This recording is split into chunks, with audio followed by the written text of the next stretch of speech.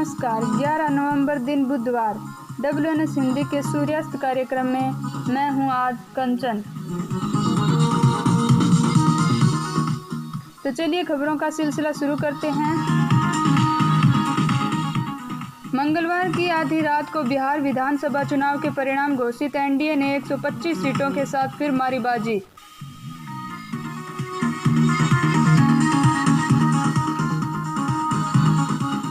हिमाचल प्रदेश में 3 दिन लगातार हो सकती है बारिश और बर्फबारी। मौसम विभाग ने लगाया पूर्वानुमान।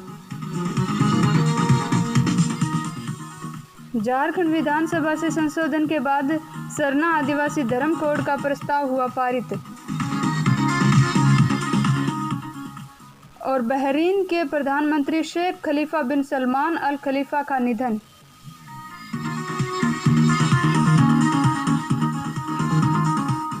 होंगी खेल की खबरें भी, लेकिन पहले समाचार विस्तार से।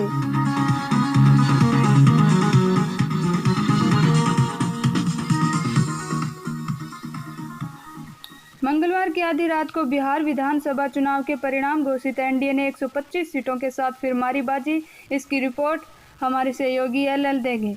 कल रात यानी मंगलवार को बिहार विधानसभा चुनाव के नतीजे 16 घंटे की कड़ी मेहनत के बाद आंख के सामने आएंगे।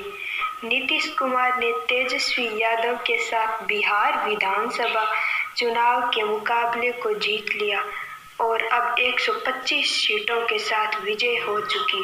राष्ट्रीय जनतांत्रिक महागठबंधन की सरकार बन गई। बिहार चुनाव में विरोधी पार्टियों की कड़ी चुनौतियों को पार करते हुए नीतीश कुमार ने नेतृत्व में आने वाली राष्ट्रीय जनतांत्रिक महागठबंधन ने बिहार में बहुमत का जादुई आंकड़ा प्राप्त कर लिया।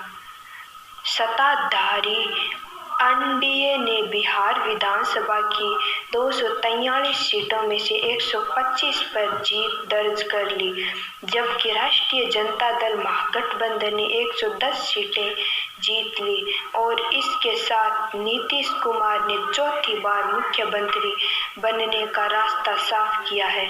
बता दें कि नीतीश कुमार की पार्टी जनता दल यूनाइटेड 2015 के जैसी सफलता तो हासिल नहीं की। जनता दल यूनाइटेड ने 2015 में 71 सीटों पर विजय प्राप्त की, जबकि इस बार 43 सीटों पर जीत मिली।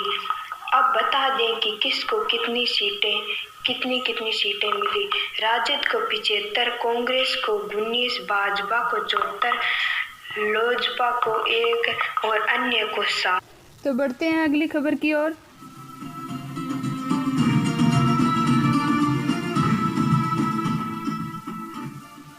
बिहार विधानसभा चुनाव के परिणामों के साथ साथ आपको बता दें कि देश के अन्य राज्यों उत्तर प्रदेश, मध्य प्रदेश और गुजरात में भी उपचुनाव के परिणाम घोषित हुए, जिसमें बीजेपी ने अपना परचम लहराया। मौसम विभाग ने आगामी 3 दिनों यानी 14 नवंबर से 16 नवंबर तक हिमाचल प्रदेश में बारिश होने तथा बर्फबारी होने का पूर्वानुमान लगाया है। 13 नवंबर से राज्य में पश्चिमी विक्षोभ एक्टिव हो जाएगा। मौसम में आए परिवर्तन के साथ ही केलांग इलाके में तापमान 0 डिग्री सेल्सियस से नीचे चला गया। सोमवार को राज्य की राजधानी शिमला में धूप खिलने के साथ साथ कहीं कहीं बारिश भी हुई।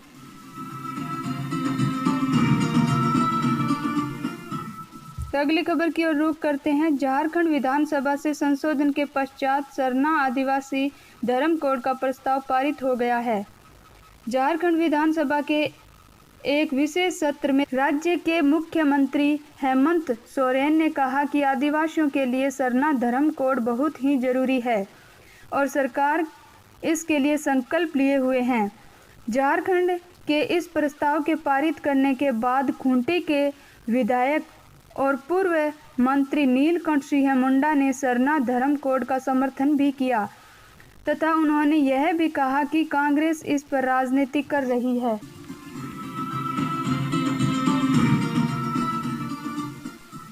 तो बढ़ते हैं अगली खबर की ओर। बहरीन के प्रधानमंत्री खलीफा बिन सलमान अल खलीफा का 84 साल की उम्र में आज निधन हो गया। शाही महल में उनकी मृत्यु की खबर बुधवार को ट्वीट के बाद मिली है। प्रधानमंत्री अल खलीफा संयुक्त राज्य अमेरिका के मेयो क्लिनिक अस्पताल में इलाज करवा रहे थे। उनका पार्थिव शरीर उनके देश बहरीन में कोरोना वायरस महामारी को ध्यान में रखते हुए लोगों की निश्चित संख्या में दफनाया जाएगा। BRNA ने कहा है कि बहरीन के किंग ने उनके निधन पर 7 दिन का शोक व्यक्त करने को कहा है तथा 7 दिन के लिए सभी सरकारी कार्य स्थगित करने को कहा है।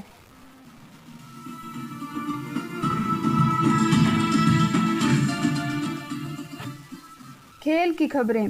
खेल की खबरों में आज आपको बताएंगे IPL के 13वें सीजन में कल हुए अंतिम और निर्णायक मुकाबले में मुंबई इंडियंस तथा दिल्ली कैपिटल्स के बीच मुकाबला था। मुंबई इंडियंस ने 5 विकेट से मुकाबला जीत लिया। मुंबई इंडियंस में सर्वाधिक रनों की पारी रोहित शर्मा ने तथा ट्रेंट बोल्ट ने सर्वाधिक 3 विकेट हासिल किए। इसी के साथ मुंबई इंडियंस 5वीं बार खिताब जीतने वाली भारत की पहली टीम बन गई है। तो आज का सूर्यास्त कार्यक्रम समाप्त करने की कंचन को अनुमति दीजिए। कल फिर मिलेंगे नई खबरों के साथ। तब तक के लिए नमस्कार।